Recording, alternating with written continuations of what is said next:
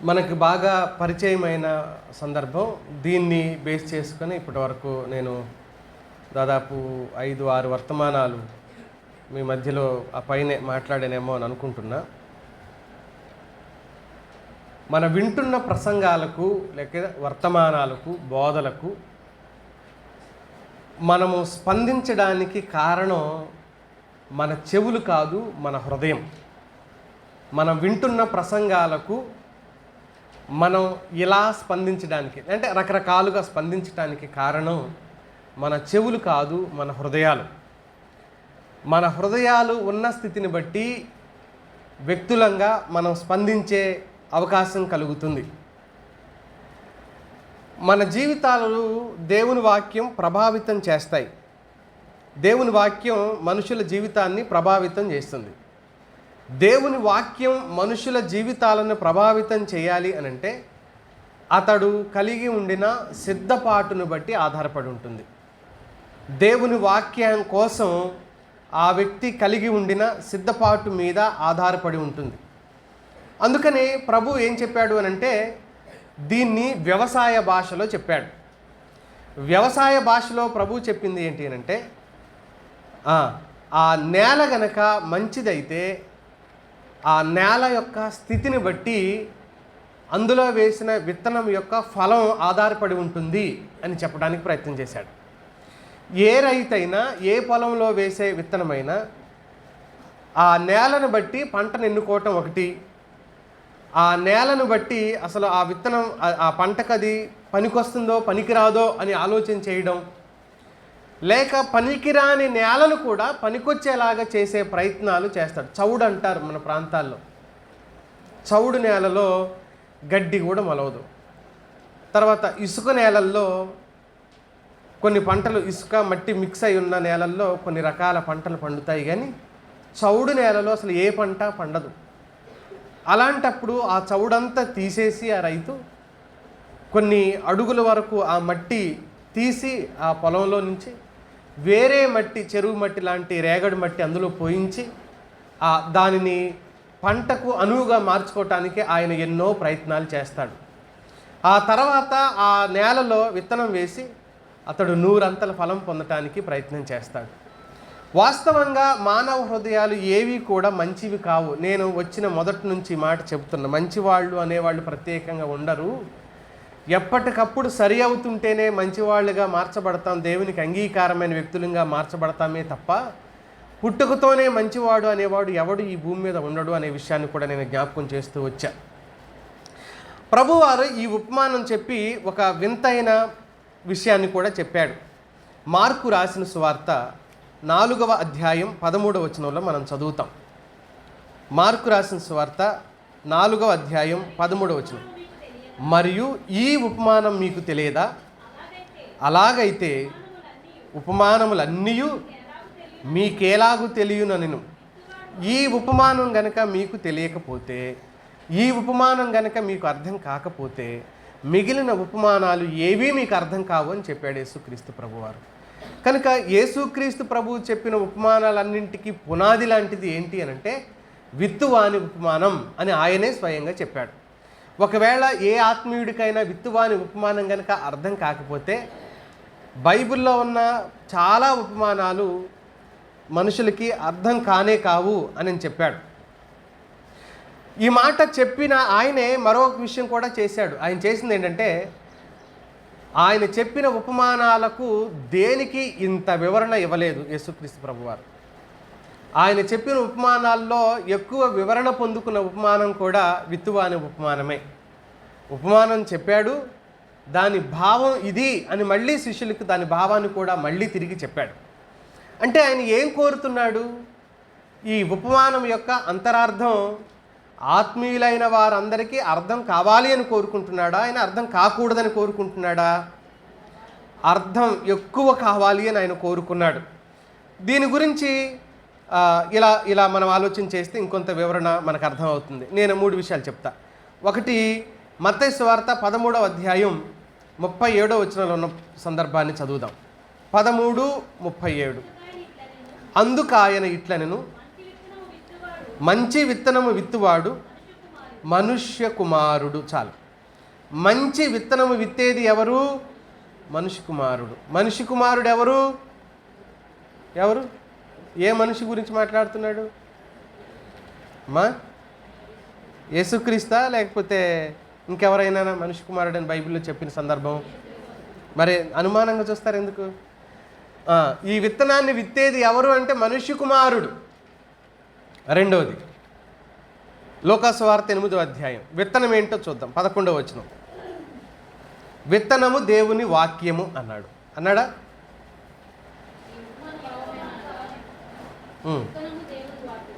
విత్తనం ఏంటంటున్నాడు? దేవుని వాక్యము. 12వ వచనంలో అక్కడే.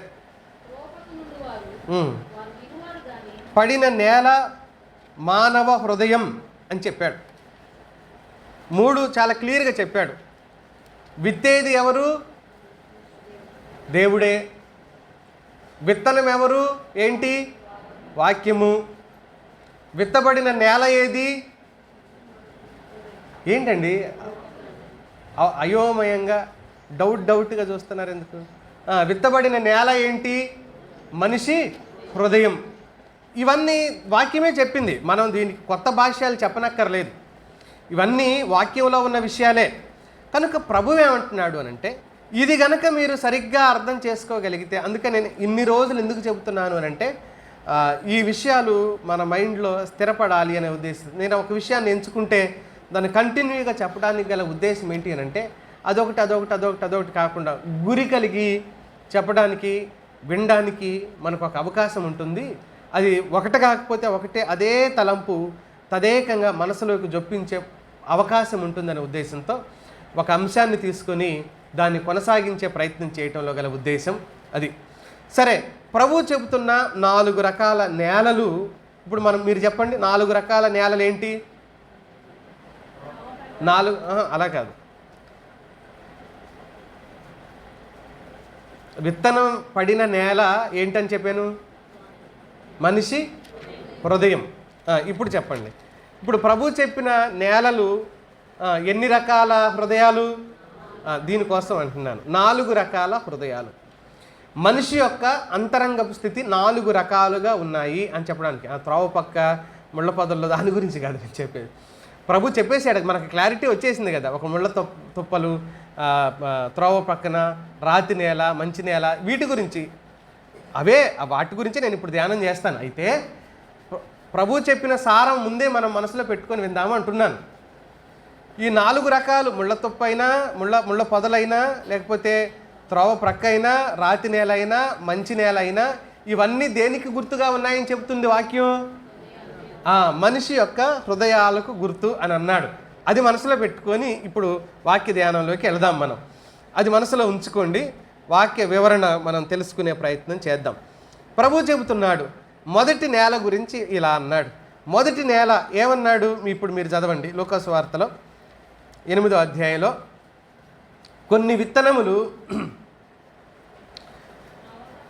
త్రోవ ప్రక్కన పడ్డాయి అని అన్నాడు. చాలమ్మా. త్రోవ ప్రక్కన పడి ఆ విత్తనాలు ఏం చేయబడ్డాయి? త్రొక్కబడ్డాయి అని చెప్పాడు. ఆ విత్తనాలు తొక్కబడ్డాయి. ఆ కారణం చేత, ఆ తొక్కుడు వలన ఆ నేల కూడా గట్టిగా మారిన కారణం చేత విత్తనం అలాగే ఉండిపోయింది. పక్షులు వచ్చి వాటిని ఏం చేసాయి అన్నాడు? మృంగివేశను, ఎత్తుకొని పోయాయి అనే మాట. త్రోవలో లేక త్రోవ ప్రక్కన పడిన విత్తనాలు సరైన నేలలో పడలేదు. అందుకని అవి తొందరగా లోపలికి చొచ్చుకొని పోలేదు. బాటసారులు తొక్కుతూ పోయారు. పక్షులు వాటిని గుర్తించి ఎత్తుకొని పోయి తిన్నాయి. ఈ నేలలు దేవుని వాక్యాన్ని అంగీకరించని హృదయాలకు గుర్తుగా కనబడుతున్నాయి.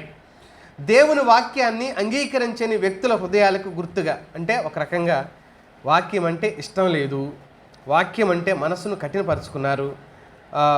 ఇలాంటి స్థితి, ఆ వాక్యం వినాలని ఆసక్తి లేకపోవటం, ఇలాంటి స్థితి కలిగిన వ్యక్తులనే త్రోవ ప్రక్కన ఉన్న వ్యక్తుల హృదయాలకు ప్రభువు పోల్చి చెప్పిన సందర్భం మనం చూడొచ్చు. వీరికి వాక్యం పట్ల అవగాహన ఉంటుంది కానీ స్పందించరు. వాక్యం పట్ల అవగాహన ఉంటుంది కానీ స్పందించరు. హృదయంతో వాటిని ఆలోచన చేయరు. సంఘము సంఘ జీవనం వారి జీవితాలకు సంబంధం లేనట్టుగా, నేను సంఘంలో సభ్యుడిని సభ్యురాలను కాను అన్నట్టుగా ప్రవర్తించటం, మాట్లాడే తీరు, ఆలోచించే తీరు, ఇవన్నీ ఎలా ఉంటాయి అని అంటే స్వయిష్టానికి అనుగుణంగా నడుచుకుంటాం. అంటే దేవుని పిల్లలమే కానీ చేసేది చేసేస్తాం అన్నట్టు, దేవుని పిల్లలమే మనసులో కలిగిన వ్యర్థతను అనుసరించి నడుస్తాం అనే భావన అన్నమాట. మనసులో మనిషికి ఒకలాంటి వ్యర్థత ఎప్పటికప్పుడు పుడుతూనే ఉంటుంది. ఈ వ్యర్థమైన ఆలోచనలు, వ్యర్థమైన తలంపులు మనిషి అంతరంగంలో ఎప్పుడు పుడతాయి. ఎఫెసీ పత్రిక 4వ అధ్యాయం 17 నుంచి 20వ వచనం వరకు చదవచ్చు. వాళ్ళు ఎలా ఉంటారో, వ్యర్థతను అన్ని జనులు నడుచుకున్నట్లు మీరికి మీదట నడుచుకునవలదు. వారైతే అంధకారమైన మనసు గలవారై తమ హృదయ కాఠిన్యము వలన తమలోనున్న అజ్ఞానము చేత వేరు పారారు, జీవములో నుంచి బయటికి వెళ్ళిపోయారు. తమ మనస్సునకు కలిగిన వ్యర్థతను అనుసరించి నడుచుకుంటున్నారు అని చెప్పాడు. అవగాహన ఉన్న మనసులో కలిగిన వ్యర్థతను అనుసరించి నడవటం వలన హృదయం పాపంతో నిండి ఉంటుంది. హృదయం పాపంతో నిండి ఉన్న కారణం చేత ఆ నేల మీద పడిన విత్తనం, ఆ హృదయం కఠినం కారణం చేత లోపలికి వేర్లు చొచ్చుకొని పోవు సరికదా, విత్తనమే పక్షులు వచ్చి ఎత్తుకుని పోతాయి అనే మాటను మనం చూస్తున్నాం. అంటే అది మొలవటానికి అవకాశం లేటుకు పడుతుందేమో, ఒకవేళ అప్పటి వరకు ఆ విత్తనం కూడా అక్కడ లేకుండా పక్షులు వచ్చి ఎత్తుకుని పోయే పరిస్థితి ఇక్కడ కలుగుతూ ఉంది. కనుక ఈ కఠినత్వం గురించి వాక్యం ఇలా చెప్తుంది. రోమాపత్రిక 1వ అధ్యాయం 18వ వచనంలో ఇలా ఉంది. రోమాపత్రిక, దుర్నీతి చేత సత్యమును అడ్డగించు మనుషుల యొక్క సమస్త భక్తిహీనత మీదను దుర్నీతి మీదను దేవుని కోపము పరలోకము నుండి బయలుదేరుచున్నది అని అన్నాడు. సత్యాన్ని అడ్డగించే దుర్నీతి కలిగిన మనుషుల మీదకు దేవుని కోపం ఎక్కడి నుంచి బయలుదేరుతుంది అని అంటే పరలోకము నుంచి భూమి మీదకి దిగి వస్తుంది దేవుని కోపం అని అన్నాడు. దుర్నీతితో నింపబడింది కాక, దుర్నీతి అంతరంగిక స్థితి కలిగి ఉన్నది కాక, సత్యాన్ని ఏం చేస్తారు ఈ వ్యక్తులు అంటే అడ్డగించే వారిగా మారిపోతూ ఉంటారు.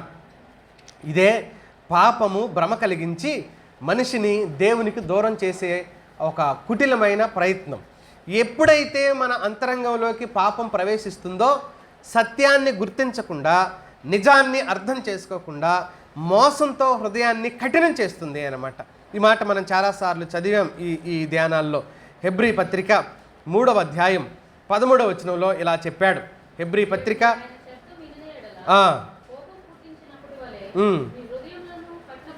మీ హృదయములను కఠినపరచుకొనకూడని ఆయన చెప్పెను గనుక పాపము వలన కలుగు భ్రమ చేత.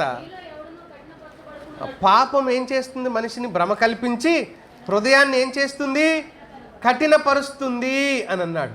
పాపము వలన కలుగు భ్రమ చేత మీలో ఎవరు హృదయాన్ని ఏం చేసుకోవద్దు? కఠినపరుచుకోవద్దు అని చెబుతుంది దేవుని వాక్యం. మిత్రులారా, కఠినపరుచుకోవద్దు. కంటిన్యూషన్ చేస్తారా? నేడు అనబడు సమయం ఉండగానే ప్రతి దినమును ఒకరినొకడు బుద్ధి చెప్పుకొనుడి.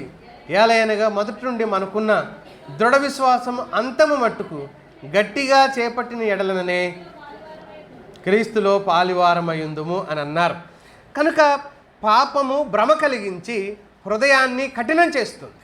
ఈ కఠిన హృదయం కలిగిన వ్యక్తి, కఠిన హృదయం కలిగిన మనిషి వాక్యాన్ని స్వీకరించే స్థితిలో ఆ వ్యక్తి ఉన్నాడు. అందుకే దేవుని వాక్య ప్రకటన వారి హృదయం స్వీకరించడం లేదు అని చెబుతుంది వాక్యం. దేవుని వాక్య ప్రకటన ఇలాంటి వారు స్వీకరించలేకపోతున్నారు. స్నేహితులారా, మిత్రులారా, ఈ మధ్యాహ్నం మనం ఆలోచన చేయవలసింది ఏంటంటే, దేవుని వాక్య ప్రకటనను నీ హృదయం స్వీకరిస్తుందా, తిరస్కరిస్తుందా? దేవుని వాక్య ప్రకటనను హృదయం స్వీకరిస్తుందా, తిరస్కరిస్తుందా? పోయిన వారం నేను చెప్పాను ఈ ఉదాహరణ. ఒక దైవజనుడు చెప్తే విన్నానని. ఆయన్ని డ్రాప్ చేయడానికి వెళ్ళాడు. గెస్ట్ కాబట్టి ఆయనకు ఒక ప్రత్యేకమైన లాడ్జ్ ఏర్పాటు చేశారు. అక్కడ దించడానికి వెళ్ళినప్పుడు ఆ అబ్బాయి అంటున్నాడు, అన్నా సూపర్గా చెప్పావన్నా, వాక్యం భలే చెప్పావన్నా అన్నాడంట. ఈయనకి ఉత్సాహం పెరిగి హృదయంలో ఇలా అన్నాడు.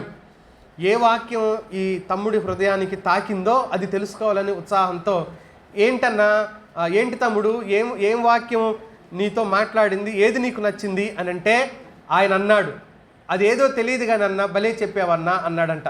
చాలాసేపటికి వాళ్ళిద్దరి మధ్య ఇలాగే జరిగింది.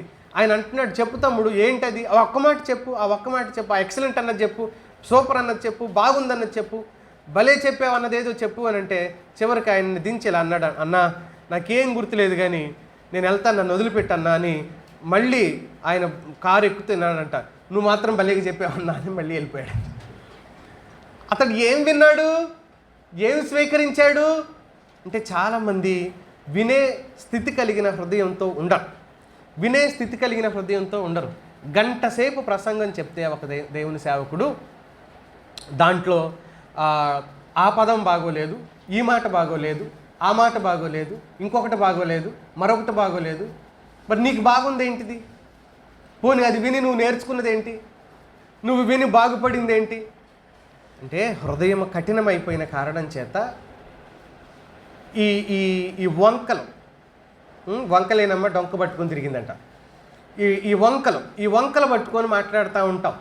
వాక్యాన్ని స్వీకరించాలనే మనసు లేని కారణం చేత, దాన్ని అంగీకరించాలనే మనసు లేక కఠినపరచబడిన అంతరంగ స్థితి కలిగినప్పుడు ఏమంటాము అని అంటే, ఇది కరెక్ట్గా లేదు, అది కరెక్ట్గా లేదు, ఇంకొకటి కరెక్ట్గా లేదు, ఇంకొకటి బాగోలేదు అని జడ్జిలు అయిపోతాం. జడ్జిల అవతారాలు ఎత్తేస్తాం ఒకటేసారి. మనం జడ్జిలు అయిపోతాం. అప్పుడు ఏం చేయాలంటే, ఎలా చెప్పాలో నేర్పించడానికి పాస్టర్లందరినీ సమకూర్చుకొని మన దగ్గరికి, అంటే మీరంటే మీరు కాదులే, అలా చెప్పేవాళ్ళు హెన్రీ గారిను ఎమ్మెల్యే గారిని అడిగి, నేను ట్రైనింగ్ ఇస్తానండి, ఏం మాట్లాడాలో ఎలా మాట్లాడాలో సేవకులకి సరిగా మాట్లాడడం లేదు, సరిగా బోధ చేయడం లేదు, మేము ట్రైనింగ్ ఇస్తాం అనొచ్చు కదా. వాళ్ళు అలా అనరు కానీ ఏకంగా ఒకళ్ళ మీద దాడి చేయడానికి ప్రయత్నం చేస్తారు. ఇది కాదు, అది కాదు, ఇది కాదు, అది కాదు. ఈ బోధకుడు ఏమనుకొని నిలబడతాడు, ఇక్కడ నాకు ఇది దేవుడిచ్చాడు, ప్రార్థన చేసుకుంటే దేవుడు నాకు ఈ నడిపింపునిచ్చాడు, ఈ మాటను బోధించాలని ప్రేరణ ఇచ్చాడు అనుకొని ప్రార్థన చేసుకొని, ప్రార్థనాపూర్వకంగా వారమంతా ప్రార్థన చేసుకొని నువ్వు మాట్లాడు ప్రభు అని. మీరు గమనించారా, నేను ఇక్కడికి వచ్చిన తర్వాత ఈ సీక్వెన్స్ ప్రోగ్రామ్ ఉంటుంది చూడండి, నేను మర్చిపోతూ ఉంటాను.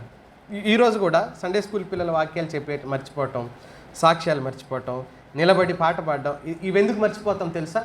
మనసు నిండా వాక్యమే తిరుగుతూ ఉంటుంది అన్నమాట. ఇప్పుడు చెప్పవలసిన వాక్యం గురించి చాలా భయంతో ఒళ్ళు బుర్ర దగ్గర పెట్టుకొని ఉంటాం అన్నమాట. ఆ భయం లోపల ఉంటుంది, ఆందోళన లోపల ఉంటుంది. పర్ఫెక్ట్గా దేవుడిచ్చిన తలంపులు ప్రజెంట్ చేయాలి, ఇంకేది తేడా రాకూడదు. దేవుని ఆలోచనలో ఖచ్చితంగా ప్రజెంట్ చేయాలి, ఎక్కడ వెనక ముందు కాకూడదు. ఇంకా ఏం మాట్లాడాలి, ఇంకా ఏ విషయాలు చెప్పాలి, ఆతృత లోపల అది ఒక్కటే ఉంటుంది, ఇంకేం ఉండదు. అది ఒక్కటే ఉంటుంది, ఇంకేం ఉండదు. అందుకని మర్చిపోతాను నేనైతే. ఆతృతతోనే ఆఖరికి గృహకూడుకులో సహితం సాక్ష్యాలు చెప్పడం మన దగ్గర ఎక్కువ అలవాటు, మంచిదే, సంతోషం. గృహకూడుకులో సహితం నేను దాన్ని కూడా చాలాసార్లు స్కిప్ చేసిన సందర్భాలు నాకు జ్ఞాపకం చేశారు. కారణం, ఇప్పుడు ఏం చెప్పాలో అనే దాని మీద కేవలం ఆ ఒక్కదాని మీదే ధ్యాస ఉంచడం వలన. అంటే ఎంత త్రికరణ శుద్ధితో ఇక్కడ నిలబడతామో అనడానికి అదొక్కటే ఉదాహరణ, ఇంకెక్కువ ఉదాహరణలు అక్కర్లేదు. త్రికరణ శుద్ధితో ఒళ్ళు దగ్గర పెట్టుకొని, బుర్ర దగ్గర పెట్టుకొని, బుద్ధి దగ్గర పెట్టుకొని ఇక్కడ నిలబడతాం. బొట్టిగా నిలబడం, ఎవరో ఏదో మాట అనగానే అయిపోవు. అక్కడ ఏదో అనేశారు అనగానే జరిగిపోవు. మీకు తెలియదు, మీకు అసలు తెలియదు. ఎందుకు తెలియదంటే మీరు నా స్థానంలోకి ఒకరోజు కూడా రాలేదు కాబట్టి, మీరు నా స్థానంలో మీరు లేరు కాబట్టి, మీరు నా స్థానంలో సమర్పించుకోలేదు కాబట్టి, మీరు నా స్థానంలో దేవుడు నిన్ను పిలవలేదు కాబట్టి నీకు అసలు ఒకరోజు కూడా తెలియదు ఆ విషయం. కానీ నీ విషయం నాకు తెలుసు, ఎందుకంటే నీ స్థానంలోంచి నేను ఇక్కడికి వచ్చాను కాబట్టి. నేను ఒక విశ్వాసిగానే ఉండి సేవకుడిగా అయ్యాను కాబట్టి నాకు తెలుసు విశ్వాసులు ఎలా వింటారో, ఎలా వినాలో కూడా నాకు తెలుసు. అందుకనే చెప్తున్నాను, అందుకనే వివరం మీ ముందు ఉంచడానికి ప్రయత్నం చేస్తున్నాను. దేవుని వాక్యం చెప్తుంది, సత్యము చేత ఏం చేస్తున్నాడంటే ఈ మనిషి దుర్నీతి చేత సత్యమును అడ్డగిస్తున్నాడు. ఆ కారణం చేత ఈ వాక్యపు వెలుగు హృదయంలోకి పోకుండా ఆగిపోతుంది. దేవునిలో విశ్వాసం ఉంచకుండా, రక్షించబడకుండా వాక్య విత్తనాన్ని సాతాను ఎత్తుకొని పోతున్నాడు అనేది ప్రభు చెప్పిన ఉదాహరణ యొక్క సారాంశం. అప్పుడు ఏమవుతుంది అంటే కొరింథీ పత్రిక 2వ అధ్యాయం కొరింథీ 2వ పత్రిక 4వ అధ్యాయం 4వ వచనంలో చెప్పబడిన మాట, దేవుని స్వరూపి అయిన క్రీస్తు మహిమను కనపరచు సువార్త ప్రకాశము వారికి ప్రకాశింపకుండునట్లు ఈ యుగ సంబంధమైన దేవత అవిశ్వాసులైన వారి మనోనేత్రాలకు గుడ్డితనం కలగజేశాడు. సువార్త ప్రకాశము, సువార్త వెలుగు మనుషులకు ప్రకాశించకుండా ఉండటానికి, మనుషులు దాన్ని అర్థం చేసుకోకుండా ఉండటానికి సాతానుడు ఏం చేశాడంట, అవిశ్వాసులైన వారి మనోనేత్రాలకు గుడ్డితనం కలగజేశాడనమాట. ఈ గుడ్డితనం కలగజేసిన కారణం చేత ఆత్మీయులైన పరిశుద్ధులైన దేవుని బిడ్డలు దేవుని వాక్యాన్ని గుర్తించలేని స్థితిలోకి వెళ్ళిపో. కొందరైతే అసలు రక్షించబడ్డమే లేదు అని అన్నాడు 2వ పత్రిక ఇప్పుడు మనం చదివిన 4వ అధ్యాయం 4వ వచనంలో. కొంతమంది అయితే రక్షించబడ్డమే లేదు అని చెప్పాడు. ఉపమానాలు విశ్వాసులకు సత్యాన్ని వెల్లడిస్తాయి మిత్రులారా, అవిశ్వాసులకు సత్యాన్ని మరుగు చేసేలా కూడా ఉంటాయి అని యేసుక్రీస్తు ప్రభువారే చెప్పాడు. అవిశ్వాసులు గ్రహించలేరు కాబట్టి వారికి మరుగు చేయాలి అనే ఉపమానాలు యేసుక్రీస్తు ప్రభువారు చెప్పాడంట. వాస్తవంగా ఇక్కడ కూర్చున్న మనం అందరం కూడా అవిశ్వాసులమేం కాము, విశ్వాసులమే. దాదాపుగా అందరూ రక్షించబడిన వారే ఉన్నారు. ప్రభు చెబుతూ, ఎందుకు ప్రభువా నువ్వు ఉపమాన రీతిగా చెప్పావు అని అంటే, వారికి అర్థం కాకూడదనే నేను ఎలా చెప్పాను అని అన్నాడు. ప్రభు అంటున్నాడు, రాజ్య మర్మాలు, పరలోక రాజ్య మర్మాలు ఇవి. ఉపమానాల్లో ఏమున్నాయి అంటున్నాడు, పరలోక రాజ్య మర్మాలు ఉన్నాయి అంటే రహస్యాలు ఉన్నాయి. వాటిని దేవుని వెలిగింపుతోనే, దేవుడు ఒక మనిషిని వెలిగిస్తేనే వాటి అర్థాన్ని మనిషి తెలుసుకోగలుగుతాడు, లేకపోతే అర్థం చేసుకోలేడు అని కూడా చెప్పాడు.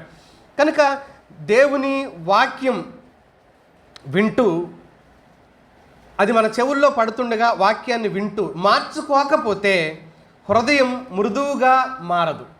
హృదయం మృదువుగా మారకపోతే ఆత్మలో మనిషి ఫలించలేడు. మార్చకపోతే మృదువు రాదు, మృదువు రాకపోతే ఫలితం రాదు, ఫలితం రాకపోతే కఠిన హృదయం అయి ఉండొచ్చు, అది మొద్దుబారిపోయి ఉండవచ్చు. విన్న వాక్యాన్ని వ్యతిరేకిస్తున్నావు నువ్వంటే, నువ్వు వెంటనే ఇప్పుడే గుర్తుపెట్టుకోవాల్సింది ఏంటంటే, నా హృదయం ఏమైపోయింది, కఠినమైపోయింది. నా హృదయం కఠినమైపోయింది కాబట్టి విన్న వాక్యాన్ని నేను వ్యతిరేకిస్తున్నాను అని తెలుసుకోవాలి. ఫస్ట్ నువ్వు విన్న వాక్యాన్ని, వర్తమానాన్ని వ్యతిరేకిస్తున్నావు అంటే, మళ్ళీ చెప్తున్నాను వినండి, విన్న వాక్యాన్ని స్వీకరించి మార్చుకోవటానికి బదులుగా వ్యతిరేకిస్తున్నాము అని అంటే, మొదటి నేల, త్రోవ ప్రక్కన నేల, అది ఏమైపోయిందని చెప్పాడు ప్రభువు, కఠినమైపోయింది, త్రొక్కబడి కఠినమైపోయింది. ఆ కారణం చేత ఇప్పుడు ఇక్కడ కూర్చున్న మనం గుర్తుపెట్టుకోవాల్సింది, నా మాటలు వింటున్న వాళ్ళు గుర్తుపెట్టుకోవాల్సింది, వాక్యాన్ని తిరస్కరిస్తున్నాను అంటే నా హృదయము ఏమైపోయినట్లు, కఠినమైపోయింది. అందుకనే నేను ఇలా అంటున్నాను అని ఎవరు చెప్పనక్కర్లేదు. అది మనమే అర్థం చేసుకోవాలి. ఇది ప్రభు చెప్పిన మాట, దేవుడు మాట్లాడుతున్నాడు. కఠినమైపోయినందున స్వీకరించలేకపోతున్నారు అన్నాడు. రెండవ విషయాన్ని నేను జ్ఞాపకం చేస్తాను చూడండి. రెండవ నేల, ఏమి నేల అన్నాడు, రాతి నేల అన్నాడు. రాతి నేల, మట్టి లేని రాతి నేల, అది చాలా కరుకుగా గట్టిగా ఉంది అని అన్నాడు. లోతు లేని కారణం చేత మార్కులో చెప్పాడు ఆ పదాన్ని. 4వ అధ్యాయం 5వ వచనంలో చూద్దాం.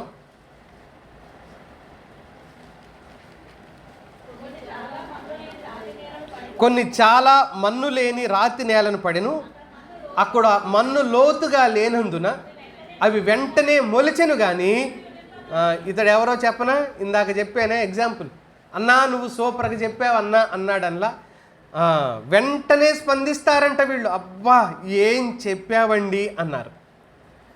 ఏం చెప్పావండి, ఇలాంటివి చాలా వింటుంటాం ఈ పరిచర్యలో. వాక్యం విని ఏమంటారు తెలుసా, అబ్బా ఏం చెప్పావన్నా, ఏం చెప్పావు సోదరా, ఏం చెప్పావు బ్రదర్, నువ్వు ఎంత చక్కగా చెప్పావు బ్రదర్ అంటారు. ఏం చెప్పావు కాస్త ఏమైపోద్దా, ఏం చెప్పావు వరకు వచ్చేసిద్ది. అది ఏం చెప్పావు అనేది కాస్త కాలక్రమంలో ఏం చెప్పావు ఏంటా చెప్పటం వరకు వచ్చేస్తుంది. అంటే అర్థం ఏంటి, అది ఏ హృదయం, కఠినమైపోయిన హృదయం కంటే కఠినం. ఇప్పుడు మనుషులు తొక్కిన నేల కంటే కూడా ఈ హృదయం ఇంకెలా ఉంది? 10 అంతలు పైన కఠినంగా గట్టిగా మారిపోయింది. వేర్లు లోపలికి వెళ్ళే అవకాశమే లేదు. అది పైకి ఎదుగుతుంది. ఆ కారణం చేత వేర్లు లోపల సాధారణంగా ఏ గింజను మనం భూమిలో వేసినా ఫస్ట్ అందులోంచి చిగుర్లు బయటికి రావు. వేర్లు కదా లోపలికి వెళ్ళేది, చాలా లోతుకి వెళ్ళిపోతాయి. వేర్లు లోపలికి వెళ్ళిన కొన్ని రోజులకు కానీ చిగురు కొంచెం బయటికి కనపడుతుంది. ఆ తర్వాత మెల్లమెల్లగా పెరుగుతూ ఉంటుంది. అయితే అడుగున సరిగా లేని నేలకి ఏం జరుగుతుంది అని అంటే, వేర్లు పోని కారణం చేత చెట్టు తన శిష్టాన్నే మార్చుకుని ఏం చేసిందంటే పైకి ఎదగటం మొదలు పెడుతుంది. పైకి ఎదిగిన తర్వాత ఎండ తగిలి వేర్లు అడుగున లేవు, తేమ లేదు, దానికి బలం లేని కారణం చేత మాడిపోతుంది, ఎండిపోతుంది ఆ చెట్టు అని చెప్తాం. అంటే తొందరగా స్పందిస్తారు కొంతమంది. వీరు లోతు లేని హృదయ స్థితి కలిగిన వారు. లోతు లేని హృదయ స్థితి కలిగిన వారు. ఇంకొక మాటలో దీన్ని లోతు లేని హృదయ స్థితి అనడం కంటే మెత్తని హృదయం లేని వారు అని చెప్పుకోవాలి. కఠిన హృదయం కలిగిన వారనే చెప్పుకోవాలి. రాతి నేల కదా ఇది. ఆ కారణం చేత తొందరగా స్పందిస్తారు. ఎస్, ఇది నిజమే అంటారు. ఆ నిజం అనుకున్న దాని మీద వాళ్ళు నిలబడి ఉండరు. నిజం అనుకున్న దాని మీద నిలబడి ఉండరు. ఒకవేళ మనం నువ్వే నిజమన్నావుగా, నువ్వే ఇది అబద్ధం అన్నావుగా, లేకపోతే నువ్వే ఇది సత్యం అన్నావుగా అంటే అప్పుడెప్పుడు అన్నా ఏంటి అని తిరిగి వాదిస్తే ఏం చెప్పాలి? ఇప్పుడు మనం అప్పుడెప్పుడు అన్నానయ్యా, నిజమే, అది అప్పుడు నిజం, ఇప్పుడు ఏంటది? అప్పుడు నిజం, ఇప్పుడు ఏమైపోయిందంట? అబద్ధం అయిపోయింది. అప్పుడు నిజం నిజమే, నేను చెప్పినప్పుడు నిజం, కానీ ఇప్పుడేమైంది? అది అబద్ధమే. అవుద్దా? ఒకసారి నిజం ఒకసారి అబద్ధం అవుద్దా? నిజాన్ని ఎవరు మార్చలేం కదా. నిజం ఎప్పుడు నిజమే అవుతుంది. అది ఎలాంటి ఫలితాన్ని ఉత్పత్తి చేయకముందే, అందులోంచి ఎలాంటి ఫలం రాకముందే చాలామంది ఆర్భాటంగా ఉంటారు. కొన్ని విషయాల్లో ఆర్భాటంగా ఉంటారు. అంతా మనమే, అంతా మనదే, చేసేద్దాం, తీసేద్దాం, పీకేద్దాం, పొడిచేద్దాం, చెప్పు ఏం చేయాలో చేసేస్తా, ఆర్భాట. అందుకనే ప్రసంగి గ్రంథంలో ఏమంటాడంటే, కార్య ఆరంభం కంటే కార్య అంతము మేలు అని చెప్పాడు. అంతము మేలుగా ఉండాలి. ఆర్భాటంతో ప్రారంభించిన చాలా పనులు కాలక్రమంలో ఆగిపోతూ ఉంటాయి మిత్రులారా. ఆర్భాటంతో మొదలుపెట్టిన చాలా పనులు ఆగిపోతూ ఉంటాయి. స్నేహితులారా, నేను చెప్తున్న ఈ మాటల మీద శ్రద్ధ పెడతారని నేను ఆశిస్తున్నానండి. మార్కులో ఉన్నాం కదా, 4వ అధ్యాయంలోకి రండి. 17వ వచనంలో ప్రభు ఇంకో మాట చెప్పాడు. అయితే వారిలో వేరు లేనందున కొంతకాలము వారు నిలుతురు కానీ వాక్యం నిమిత్తము శ్రమ అయినను హింస అయినను కలుగుగానే అభ్యంతర పడతారు. శ్రమ రాగానే వదిలిపెట్టి వెళ్ళిపోతారు. క్రీస్తుకి అప్పగించుకొని అంకిత భావంతో నిలవబడటం అనేది వీరికి తెలియదు అంటుంది దేవుని వాక్యం. అంకిత భావంతో నిలబడటం వీరికి తెలియదు. వీళ్ళు నిజమైన భక్తుల్లాగానే కనబడతారు కానీ క్రైస్తవ జీవితం జీవించడానికి చెల్లించవలసిన వెల చెల్లించరు. క్రైస్తవ జీవితం జీవించడానికి వెల ఏం చెల్లించాలో తెలుసా మీకు?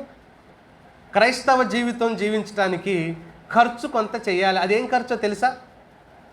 ఏం ఖర్చో తెలుసా? దశంభాగమా? కాదు, దశంభాగం కాదు. ఏంటమ్మా? ఏమో చెప్తున్నారు కానీ నాకు అర్థం కాలేదండి.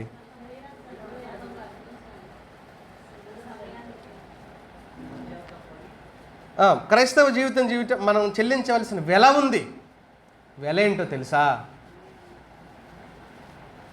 సహనం, ఓర్పు, ప్రేమ, క్షమ, అవమానము, నింద, తిరస్కారం, వీలైతే దెబ్బలు పట్టడం, ఇవన్నీ చెల్లించవలసిన వెల. మత్తయి సువార్త 5వ అధ్యాయంలో ప్రభు చెప్పలేదా? మీరు ధన్యులు ధన్యులు ధన్యులు. ఏం చేస్తే ధన్యులు? నిందించి హింసించి మీ మీద అబద్ధముగా చెడ్డ మాటలెల్లా పలుకున్నప్పుడు ఈ వేళ చెల్లించడానికి ఎంతమంది సిద్ధం? అబద్ధంగా నిందలేస్తారంట, అవమానపరుస్తారంట, ముఖం పట్టుకుని ఇష్టం వచ్చినట్టు మాట్లాడతారంట. అప్పుడు ఏమవుద్దంట మనిషికి? అదే మనం చెల్లించవలసిన వేళ. అయినా ఓర్చుకొని నిలబడగలిగితేనే క్రైస్తవ జీవితంలో మనం కొనసాగగలుగుతాం. అయినా ఓర్చుకొని నిలబడగలిగితేనే క్రైస్తవ భక్తి జీవితం. అలా నిలబడిన వాడు క్రైస్తవ భక్తి జీవితం చేయడానికి యోగ్యుడు కాదు. అతడికి ఆ యోగ్యత లేదు. దానికి అతడు సమర్థుడు కాదు. ఎవరు చెప్పారు సమర్థుడు యోగ్యుడు కాదు అని? యేసుక్రీస్తే చెప్పాడు, నేను చెప్పింది కాదు. యేసుక్రీస్తు ప్రభువారే చెప్పారు. యేసుక్రీస్తు ప్రభువారు చెప్పిన మాటలు తీసుకొని పేతురు ఏం చెప్పాడు? పేతురు చెప్పాడా? చెప్పలేదా? పేతురు రాసిన మొదటి పత్రిక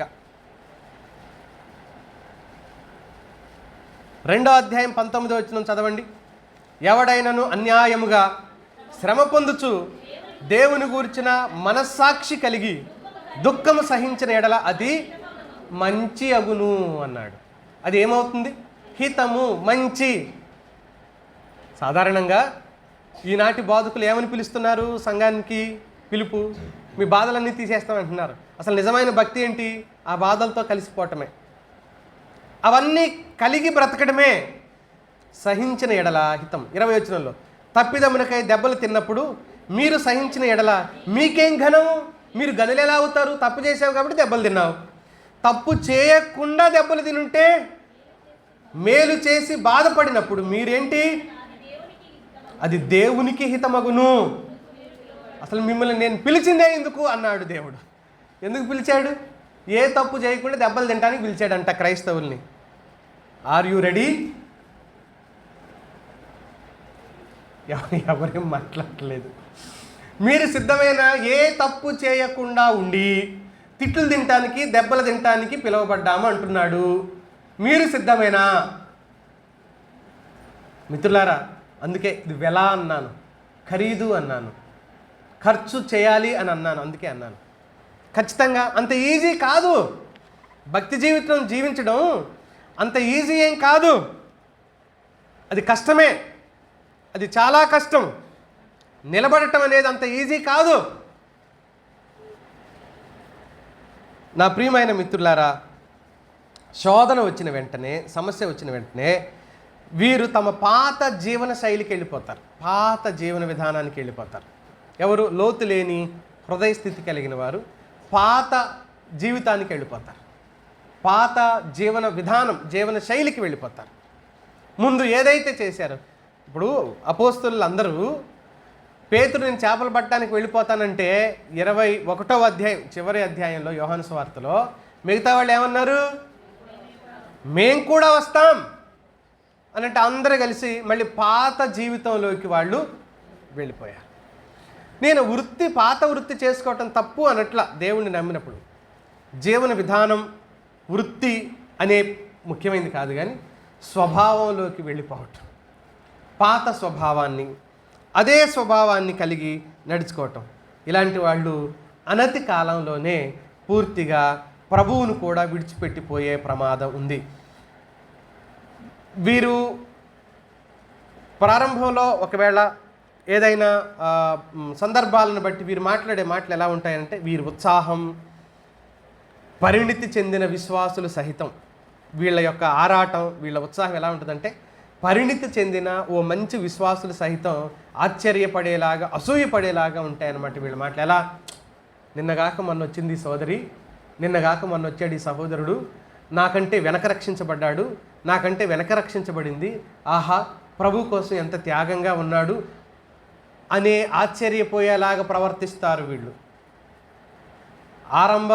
ఆర్భాటం ఇదంతా, ఆర్భాటం, హడావుడి.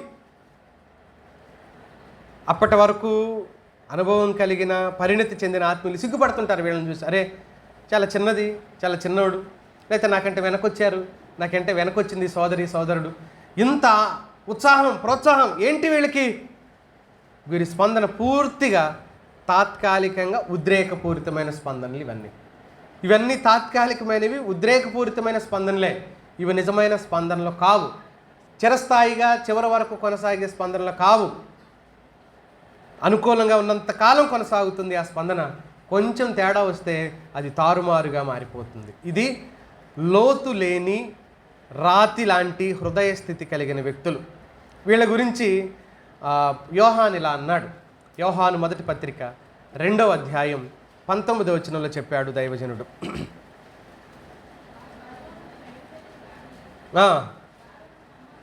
వారు మనలో నుండే బయలుదేరారు, కానీ వారు ఎవరి సంబంధులు కారు?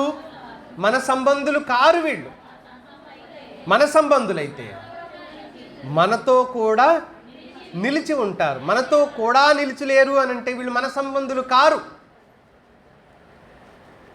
ఉద్రేకంతో ఉత్సాహంతో దేవునిలో ఉన్నారే తప్ప శ్రమలు వస్తే వెళ్ళిపోతారు, సమస్య వస్తే వెళ్ళిపోతారు. అందుకే అంటారు పెద్దలు, మన దాకా వస్తే కానీ తెలియదంట సమస్య. పక్కన వాళ్ళకి ఎన్నైనా చెప్తాం శుద్ధులు, ఆ సమస్య మన వరకు వస్తే కానీ తెలియదంట అసలు విషయం. మన వరకు వచ్చినప్పుడు అప్పుడు మనం మాట్లాడే మాటలు వేరుగా ఉంటాయి. అదే సమస్య వేరే వాళ్ళకి కలిగిందనుకో, అప్పుడు మాట్లాడే మాటలు వేరుగా ఉంటాయి. అందుకే అంటున్నాడు, లోతు లేని పై భక్తి గల హృదయాన్ని ఈ సందర్భం వర్ణిస్తుంది. ఇది హృదయమేనా? ఇది ఎలాంటి హృదయం? ఇది నీ హృదయమేనా? ఇది నీ అంతరంగ స్థితేనా? నువ్వు ఆలోచన చేసుకోవాలి. ప్రభు, నేను కూడా ఇలాగే ఉన్నాను అని చెప్పగలవా? లేకపోతే నన్ను సరిచేయమని చెప్పగలవా? ఏమని దేవునితో చెప్పగలవు? మూడవ హృదయ స్థితి గురించి చెప్తా. మూడోది ఏమన్నాడు? ముండ్ల పొదలలో పడిన విత్తనం అని అన్నాడు. ముండ్ల పొదలలో పడిన విత్తనం. కలుపు మొక్కలు అసలు వాటికున్న ప్రత్యేకత ఏంటంటే అసలు మొక్కల కంటే కూడా చాలా వేగంగా ఎదిగే గుణం వాటికి ఉంది. వాటికి మందు లేకపోయినా నీళ్లు లేకపోయినా కలుపు మొక్కలకి తొందరగా ఎదిగే గుణం ఉంది. కలుపు మొక్కలు అన్నటప్పుడు నాకు ఒక సందర్భం జ్ఞాపకం వచ్చింది. ఏదైనా ఎవరైనా మాట్లాడుకున్నారనుకోండి, అది దావానంలాగా అగ్నిలాగా వ్యాపించి అది ఎవరికి సంబంధించిందో వాళ్ళకి చెప్పే వాళ్ళకి వీళ్ళ కడుపు మంట ఆగదు. కడుపు ఉబ్బరం అంటారు దీన్ని. ఈ ఉబ్బరం తీరాలంటే ఏం చేయాలి అని అంటే అది ఎవరికో ఒకళ్ళకి చెప్పాలి. ఈ ఉబ్బరం గాళ్ళు కొంతమంది ఉంటారు సంఘాల్లో. అంతేగాని వాక్యం ఎప్పుడైనా ఎవరికైనా పోయి చెప్పారా? ఇలాగే వాక్యాన్ని దావానంలాగా వ్యాపించారా ఎప్పుడైనా? వాక్యాన్ని వ్యాపింప చేయరు. దేన్ని వ్యాపిస్తారు? పనికిరాని విషయాలు ఉంటాయి చూడండి, పనికిరాని మాటలు ఉంటాయి చూడండి, వాటిని వ్యాపించటంలో మాత్రం సిద్ధహస్తులు కొంతమంది. ఈ కడుపుబ్బరం గాళ్ళు అంటాం వీళ్ళని. పాపం వాళ్ళు బతకాలి అని అంటే కడుపుబ్బరం తీరాలి, కడుపుబ్బరం తీరాలి అని అంటే కడుపులోది బయటికి రావాలి. మీరు మేము చదువుకునేటప్పుడు ఇంగ్లీష్లో ఒక పోయం ఉండేది. దాని పేరు ఏంటంటే టామరిన్ డ్రమ్ అని ఉండేది. టామరిన్ డ్రమ్ అని చాలామందికి తెలిసి ఉండొచ్చు. ఏంటి ఆ టామరిన్ డ్రమ్ అంటే, ఒక క్షవరం చేసే ఆయన రోజు రాజుగారికి క్షవరం చేస్తూ ఉన్నాడంట. క్షవరం చేసేటప్పుడు ఓ రోజు రాజుగారితో ఇలా అన్నాడు, సార్ జుట్టు కూడా కత్తిరిస్తాను, కిరీటం తీయండి అన్నాడంట.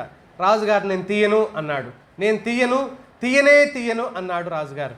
అప్పుడు ఈయన అన్నాడు, లేదు లేదు మీరు తీయవలసిందే, ఈ కిరీటాన్ని తీయవలసిందే అన్నాడంట. సరే, ఈయన అన్నాడు, నువ్వెవరికి చెప్పొద్దో ఆ రహస్యాన్ని చెప్తాను. ఏంటి అని అంటే, నా తల మీద కొమ్ములు మొలిచాయి, నా జుట్టు నా బుర్రపై కొమ్ములు మొలిచాయి, ఆ కారణం చేత నేను కిరీటం తీయనన్నాను. కానీ కట్టింగ్ ఎలాగో చేయాలి కాబట్టి జుట్టు, నేను ఈ కిరీటం తీస్తాను, నువ్వు మాత్రం ఎవరికి చెప్పవద్దు అన్నాడంట రాజుగారు. ఎవరికి తెలియదు, కిరీటంలో కలిసిపోతున్నాయి వచ్చిన కొమ్ములు అని చెప్పాడు రాజుగారు. అప్పుడు ఈయన క్షవరం చేశాడు, బయటికి వెళ్ళి ఎవరికైనా చెప్తే రాజుగారు ఇలా కూడా అన్నాడు, శిరశ్ఛేదనం చేస్తా, శిరశ్ఛేదనం తల నరికేస్తాను అన్నాడంట రాజుగారు. అప్పుడు ఎవరికి చెప్పకూడదుగా ఏం చేయాలని పరిగెత్తుకొని జనాలు లేని అడవిలోకి పోయి గట్టిగా అరుస్తాను అని అనుకున్నాడంట. పరిగెత్తుకొని పోయి అడవిలోకి వెళ్ళిపోయాడు. ఇతడు అడవిలోకి వెళ్ళిపోయి ఏం చేశాడు అని అంటే, ఒక చింత చెట్టు ఉంది అక్కడ. ఆ చింత చెట్టు దగ్గరికి వెళ్ళి ఇలా అంటున్నాడంట, చింత చెట్టు నా కడుపు బురం తగ్గాలంటే ఎవరికో ఒకరికి చెప్పాలి, ఎవరికో ఎందుకు నీకు చెప్తానులే చింత చెట్టు అని చింత చెట్టుకు చెప్పాడంట. కొన్ని రోజుల తర్వాత ఆ చింత చెట్టుని ఎవరో నరికి దాన్ని డ్రమ్ము చేశారంట.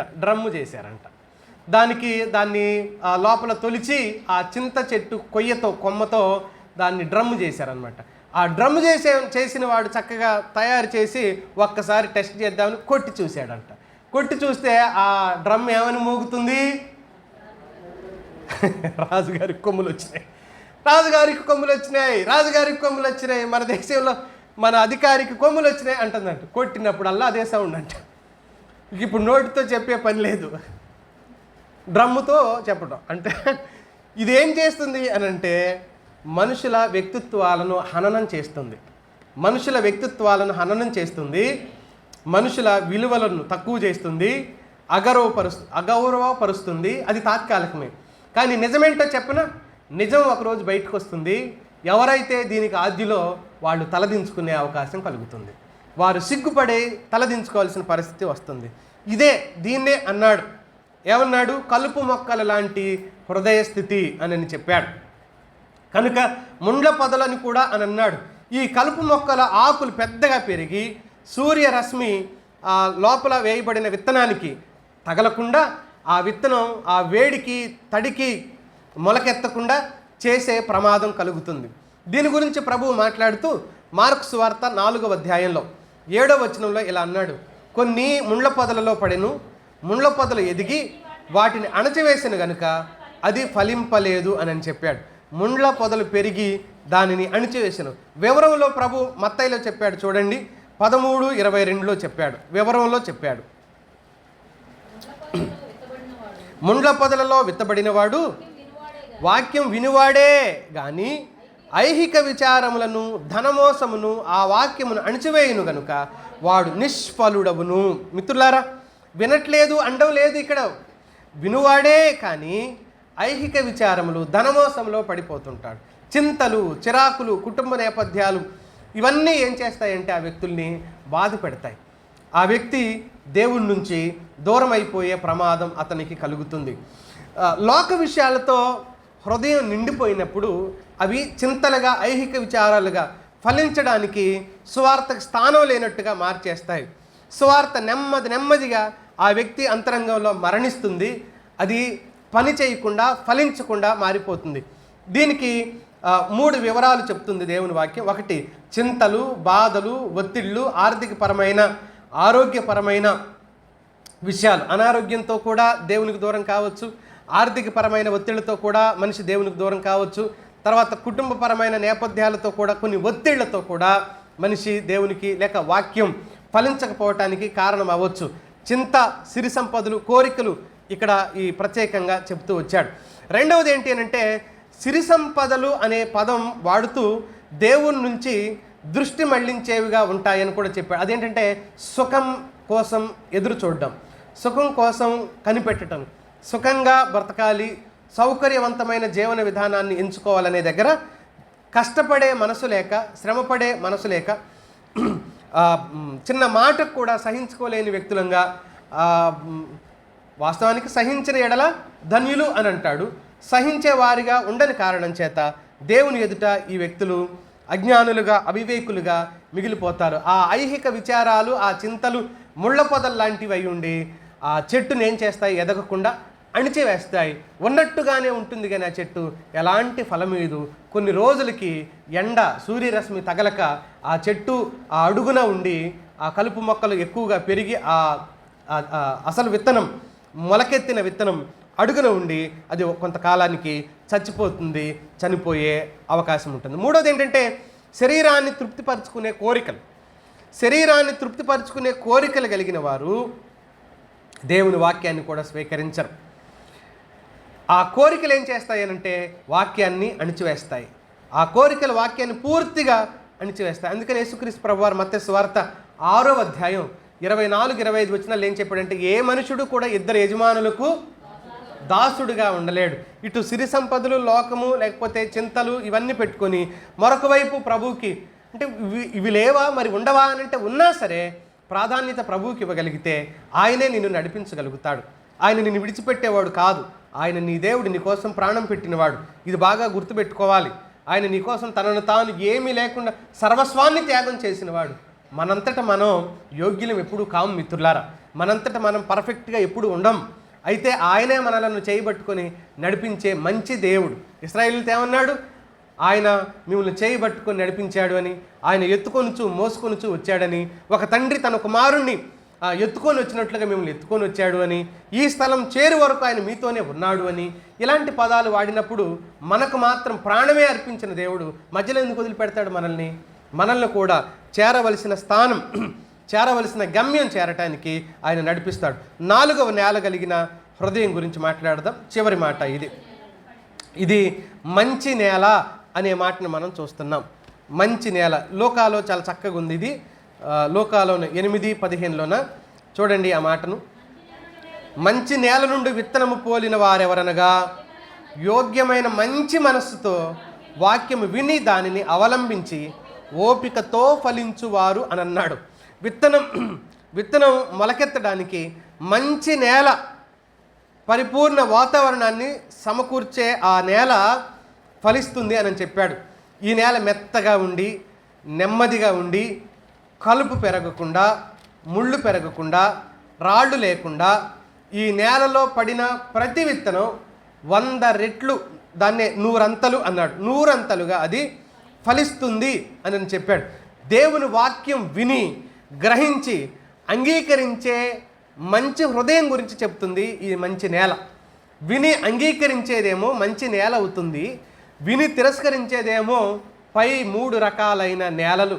అంటే 3 రకాల నేలలు కూడా, 3వ నేల ఆ ముండ్ల పొదలు, కొంతకాలం ఆ చెట్టు ఉంటుంది కానీ ఎదుగుదల ఉండదు, తర్వాత చచ్చిపోతుంది. అలాగే రాతి నేలలో పడింది ఏమవుతుంది అని అంటే అది తొందరగానే మొలుస్తుంది కానీ పైకి ఎదుగుతుంది, వేర్లు భూమిలోకి వెళ్ళడానికి రాతి అడ్డుగా ఉంది కాబట్టి, రాయి కనుక అది పెరిగినట్టుగానే పెరిగి వెంటనే మాడిపోతుంది, ఎండిపోతుంది అని కూడా చెప్పాడు. మొదటి నేల గురించి ఏం చెప్పాడు? అసలు మొలకెత్తింది, అది అసలు మొలకెత్తల. పక్షులు వచ్చి ఏం చేసేదాన్ని తినేసాయి, ఎత్తుకెళ్ళిపోయాయి. అసలు మొలకే ఎత్తలేదు. రెండోది తొందరగా మొలకెత్తింది, అది ఎండిపోయింది. మూడోది మొలకెత్తింది కానీ అది పైకి రావడానికి ఎంత ప్రయత్నం చేసినా కూడా దానికి అసలు అవకాశమే లేదు. అణిచివేసిన కారణం చేత అది చచ్చిపోయింది అనే మాటను కూడా మనం చదువుతాం. కనుక వాక్యానికి అంగీకార హృదయం వీరి జీవితంలో ఎప్పుడు ఫలిస్తూనే ఉంటుంది. దేవుడు నాతో ఏం మాట్లాడతాడు అనే సిద్ధపాటు కలిగిన హృదయంతో, నిజానికి మన సంఘాల్లో కొన్ని సంఘాల్లో శనివారం పెడతారు ప్రార్థన. శనివారం విజ్ఞాపన ప్రార్థన, లేకపోతే ఇది పూర్వం ఉపవాస ప్రార్థనని పెట్టుకునేవాడు. ఖచ్చితంగా ఉపవాసం ఉండి వచ్చేవాళ్ళు. ఇప్పుడు ఉపవాసాలు తగ్గిపోయినాయిలేండి. అందుకనే ఎప్పుడన్నా ప్రత్యేకంగా కూడా పెట్టుకోవాల్సిన అవసరాలు ఉంటాయి ఉపవాస ప్రార్థనలు. లేకపోతే శరీరం మన మాట వినదు, శరీరం మన తత్వం మన మాట వినదు. అందుకే నిజమైన ఉపవాసాన్ని, సరైన ఉపవాసాన్ని కొన్ని సందర్భాల్లో పెట్టాలి. ఇప్పుడు షుగర్లో బీపీలు అవటం వల్ల బీపీ ఉన్నవాళ్ళు పడిపోతున్నారు, షుగర్ ఉన్న వాళ్ళు పడిపోతున్నారు. వాళ్ళని మనం ఉండమని ఎలా అనగలం? కానీ దానికి ఒక సిద్ధపాటు చేసుకొని ప్రార్థన చేసుకుంటే మంచిదే. ఎందుకని శనివారం సిద్ధపాటు ప్రార్థన అంటామంటే దాన్ని వాస్తవంగా లార్న్ గారు ఏమంటాడంటే దాన్ని సిద్ధపాటు కూడిక అంటాడు. దేనికి సిద్ధపాటు? ఆదివారం కొరకు శనివారం మనల్ని మనం ఏం చేసుకుంటున్నాము? సిద్ధపరచుకుంటున్నాము. మనల్ని మనం సిద్ధపరచుకుంటున్నాము. అలా సిద్ధపరచుకొని ఏం చేస్తున్నాము అని అంటే యోగ్యమైన మనస్సుతో ఆదివారం ప్రకటించబడుతున్న వాక్యాన్ని ఏం చేస్తాడు? ఆత్మీయుడు స్వీకరిస్తాడు. మంచి మనస్సుతో స్వీకరిస్తాడు, మంచి మనస్సుతో అంగీకరిస్తాడు. ఇలా అంగీకరించగలిగినప్పుడే 100 అంతలుగా ఆ వ్యక్తి ఫలించగలుగుతారు. అందుకని యాకోబు ఇలా తన పత్రికలు ఇలా అన్నాడు. 1వ అధ్యాయం 22వ వచనంలో, మీరు వినువారు మాత్రమై ఉండి మిమ్మల్ని మీరు మోసపుచ్చుకోకుండా వాక్య ప్రకారము ప్రవర్తించువారునై ఉండవలెనని కోరుతున్నాను అని సంఘంతో చెప్పాడు. వినేవారు మాత్రంగా కాకుండా వాక్య ప్రకారంగా ప్రవర్తించేవారిగా ఉండటం. ప్రభు మత్తయి సువార్తలో మరో మాట చెప్పాడు. మత్తయి సువార్త 7వ అధ్యాయం 16వ వచనంలో ఇలా చెప్పాడు యేసుక్రీస్తు ప్రభువారు, మంచి ఫలములు చదవండి. అలాగుననే వారు ఎవరు అనేది దేన్ని బట్టి తెలుస్తుంది? వారి ఫలముల వలన మీరు వారిని తెలుసుకుంటారు. వారు ఏంటి అనేది వారి ఫలం. ఏంటి ఆ ఫలము? కాదు. ఏంటి ఆ ఫలము అని అంటే వారి క్రియ, వారి మాట. వారి క్రియలను బట్టి వాళ్ళు ఎలాంటి వారు, వారు ఏంటి అనేది తెలుసుకోవచ్చు. వారి ఫలముల వలన వారు ఎవరో తెలుసుకోవచ్చు. నన్ను అంటావా అంటే నిన్ను అననక్కర్లా, నువ్వే చెప్పుకుంటున్నావు. ఏమని దేని వలన? నీ క్రియల వలన తెలుస్తుంది. ఎవరు చెప్పారు నన్ను నేను ఇలాంటి వ్యక్తిని అని? ఎవరు చెప్పారు నన్ను అలా అన్నారని అంటే ఎవరు చెప్పనక్కర్లేదు మన గురించి, ఎవరూ చెప్పనక్కర్లేదు మన గురించి. వారి క్రియల వలన, వారి ఫలముల వలన వారెవరో తెలిసిపోతుంది అని చెప్పాడు. మిత్రులారా, మార్పు చెందిన అంతరంగ స్థితి. వాస్తవంగా నేను ఇందాక ప్రారంభంలోనే చెప్పినట్టు మనం ఎవరో మంచివాళ్ళం కాదు. అసలు ఏ మనిషి మంచివాడు కాదు. భూమి మీద ఒక్కడు కూడా నీతిమంతుడు ఉన్నాడన్నాడా బైబిల్లో? లేడన్నాడా? లేడు. మార్చుకున్నవాడు దేవుని రక్తంలో, యేసు రక్తంలో కడగబడిన వాడు మాత్రమే దేవుని చేత యోగ్యుడిగా ఎంచబడే అవకాశం ఉంటుంది. 17వ వచనంలో చూడండి, అక్కడ అలాగునని ప్రతి మంచి చెట్టు మంచి ఫలములు ఫలించును, పనికి మాలిన చెట్టు కాని ఫలములు ఫలించును. మంచి చెట్టు కాని ఫలములు ఫలింపనేరదు, పనికి మాలిన చెట్టు మంచి ఫలములు ఫలింపనేరదు. మంచి ఫలములు ఫలింపని ప్రతి చెట్టు నరకబడి అగ్నిలో వేయబడింది. కాబట్టి మీరు వారి ఫలముల వలన వారిని తెలుసుకొందురు అన్నాడు. వారి ఫలముల వలన వారెవరనేది మీరు తెలుసుకుంటారా, తెలుసుకోరా? ప్రభు తెలుసుకోగలరు అంటున్నాడా, తెలుసుకోలేరు అంటున్నాడా? తెలుసుకోగలరు అంటున్నాడు, తెలుసుకోగలరు అంటున్నాడు. వాక్యాన్ని ఎలా స్వీకరిస్తున్నాము, ఎలా అంగీకరిస్తున్నాము, ఎలా విధేయత చూపుతున్నాము అనేది క్రియలలో కనబడుతుంది. మిత్రులారా, దేవుని వాక్యంలో ఫలించని క్రైస్తవుడు ఒకడు ఉంటాడని చెప్పలేదు. ఫలించని క్రైస్తవుడు ఒకడు అందరూ ఫలిస్తారు. అయితే అందరూ ఒకలాగా ఫలించకపోవచ్చు, కానీ అందరూ ఒకేలాంటి ఫలాలు ఉండకపోవచ్చు, కానీ ఖచ్చితంగా ఒక విశ్వాసి దేవుని బిడ్డ ఖచ్చితంగా ఏమవుతాడు? ఫలిస్తాడు. ఖచ్చితంగా ఫలించి తీరుతారు. అందరూ ఒకలాగా కాకపోవచ్చును, కానీ ఫలిస్తాడు. కారణం అతడు తీసుకునే నిర్ణయాలు, ప్రభుతో అతడికి ఉన్న సత్సంబంధాలు, వీటిని బట్టి ఫలించే వాళ్ళు. ప్రభు అన్నాడు శిష్యులతో యోహాను సువార్త 15:8 ఫలించే వాళ్ళే నా శిష్యులు అవుతారు. మీరు బహుగా ఫలించుట వలన నా తండ్రి మహిమపరచబడు. వాక్యాన్ని స్వీకరించిన వాడే నూరంతలు ఫలిస్తారు అని చెప్పాడు. తండ్రి సంతోషిస్తాడు, అప్పుడు మీరు నిజముగా నాకేమవుతారన్నాడు? శిష్యులు అవుతారు అని చెప్పాడు.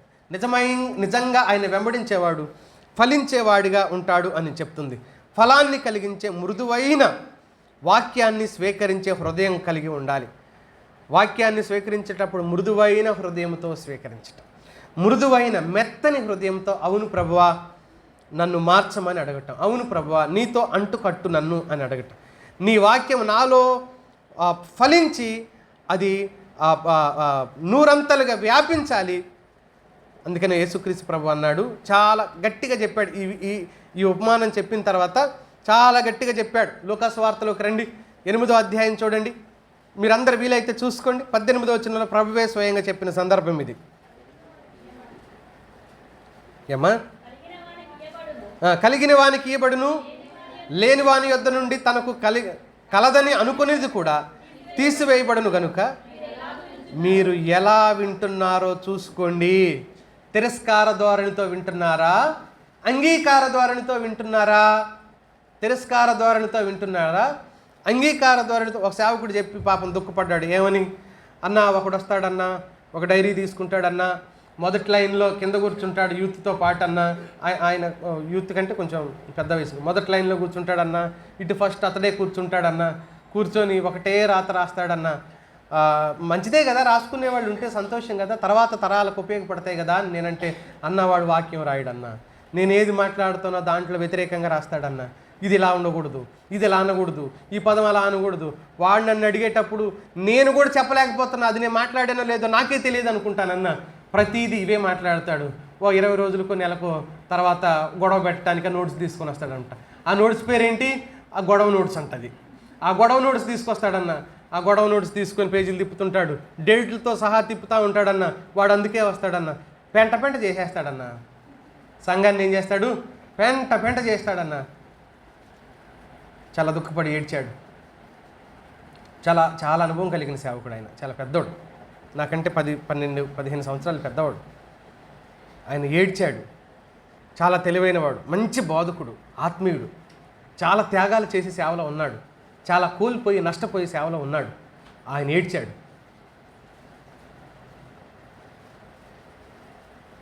ఫలితాలు తర్వాత ఆయన చెప్పాడు, ఇలా జరిగింది అని అంటే, అన్న నేను వినడం నాకు ఇష్టం లేదన్నాను.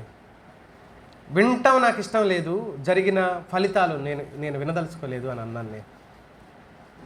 నేను ఎప్పుడు ఏమి నమ్ముతానంటే, దేవుడు, మనం నమ్మిన దేవుడు సమాధిలో లేడు. బాగా గుర్తుపెట్టుకోండి, మనం నమ్మిన దేవుడు ఎక్కడ లేడు? సమాధిలో లేడు. సమాధిలో ఉన్నాడంటే అర్థం ఏంటి? లేవలేదు అని కదా అర్థం. సజీవుడు కాదు, చూడలేడు, మాట్లాడలేడు, వినలేడు అని అర్థం. కానీ మనం నమ్మిన దేవుడు ఎవరిప్పుడు? ఆయన సజీవుడు. ఆయన చూస్తున్నాడు, వింటున్నాడు. సమయం వచ్చినప్పుడు ఆయన కూడా తిరిగి మాట్లాడతాడు. కాబట్టి మనం చేయవలసింది ఏంటి అని అంటే, ప్రభుతో మనం చెప్పుకోవాల్సింది ఏంటి అని అంటే, ప్రభువా నేను విని ఫలించే వాడిగా ఉంటాను తండ్రి అని చెప్పి దేవునితో మనం మాట్లాడుకోవాల్సిన అవసరత ఉంది. అదే అధ్యాయంలో లూకా 8లోనే 19 నుంచి చూడండి. ఆయన తల్లియు సహోదరులను ఆయన యొద్దకు వచ్చి జనులు గుంపుగా ఉండట చేత ఆయన దగ్గరకు రాలేకపోయిరి. అప్పుడు నీ తల్లియు నీ సోదరులను నిన్ను చూడగోరి వెలుపల నిలిచి ఉన్నారని ఎవరో ఆయనకు తెలియజేసిరి. అందుకు ఆయన దేవుని వాక్యం విని, జాగ్రత్తగా వినండి ఈ మాట, దేవుని వాక్యం విని దాని ప్రకారం జరిగించు, వీరే నా తల్లియు నా సహోదరులను అని వారితో చెప్పాను. ప్రభు అంటున్నాడు, నాకు తల్లి అయినా తండ్రి అయినా ఎవరు అంటే, సోదరులైన ఎవరంటే, నా వాక్యం విని ఆ ప్రకారంగా నడిచిన వాడే నాకు తల్లి, నాకు సోదరి. ఇదే మాట మళ్ళీ తిప్పి ఎలా చెప్పాడో చూడండి. లూకా సువార్త 11వ అధ్యాయం 27-28 వచనాల్లో ఆయన ఈ మాటలు చెప్పుచుండగా